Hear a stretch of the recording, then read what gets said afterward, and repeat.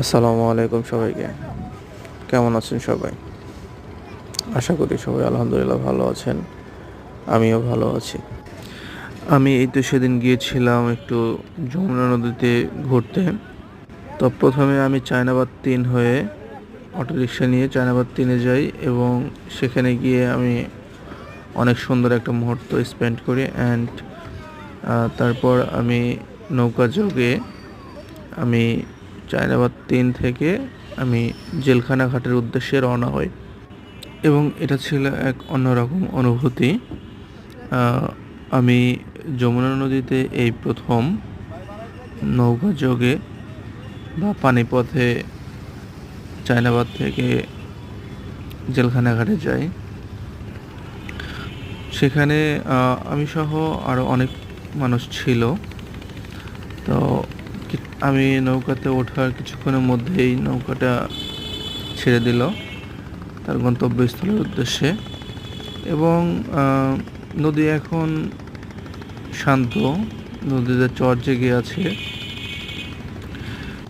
তারপরও আমার কেমন একটা ভয় কাজ করতেছিল, নৌকাটা দুলতেছিল এবং এখানে দুজন মাঝি তারা মাছ ধরতেছিল। এই দৃশ্যটা আমাকে আকৃষ্ট করে এবং আসলেই এই দৃশ্যটা অনেক সুন্দর ছিল। এখানে উল্লেখ্য যে এখন বর্তমান বাংলাদেশের সর্বোচ্চ সংখ্যক চরের সংখ্যা আমাদের এই যমুনা নদীতে।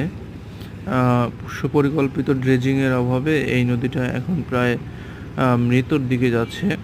শুধুমাত্র বর্ষাকালীন সময়ে তার নাব্যতা ফিরে পায়, যার কারণে নদীপথের যে যাত্রা বা নৌকাগুলোর চলার জন্য একদম নির্দিষ্ট একটা জায়গায় শুধুমাত্র রয়েছে এখন।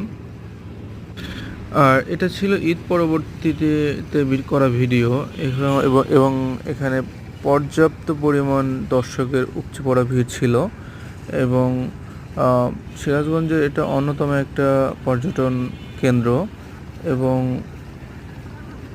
প্রতিটা বিকেলে এখানে অসংখ্য মানুষ এসে আড্ডা দেয় এবং একটা ভালো সময় পার করে। তো কর্তৃপক্ষ যদি চায় তাহলে এই জায়গাটাকে আরেকটু সুন্দর করে ডেকোরেটেড করে এটা পর্যবেক্ষণ করতে পারে পর্যটন মন্ত্রণালয়। তো যাই হোক, এটা একটা অন্যতম একটা দিন ছিল আমার জন্য এবং I enjoy it so much. Thank you সবাইকে। সবাই ভালো থাকবেন, সুস্থ থাকবেন। আসসালামু আলাইকুম।